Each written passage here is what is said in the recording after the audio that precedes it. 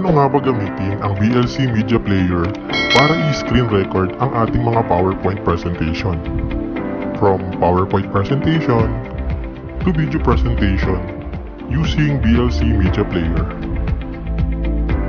Una, buksan ang VLC Media Player application. Sa Media tab drop-down, piliin ang Convert to Save.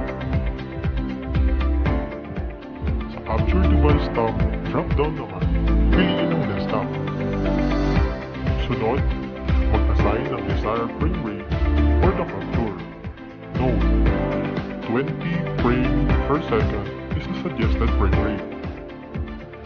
Matapos lagyan ng desired frame rate for the capture, i-click naman ang Convert or Save to continue. Click the Browse button.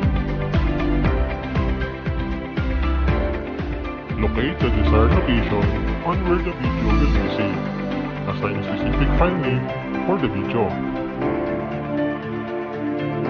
Once location and file name are assigned, i-click naman ang Save para magpatuloy. Now, click the Start button to begin the recording.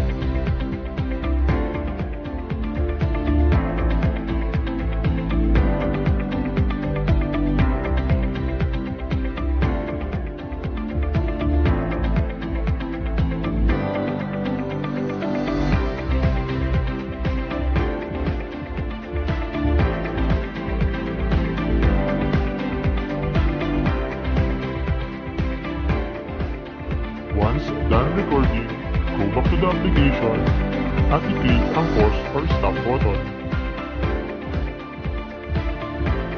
Pagkatapos ay ang close button of the application.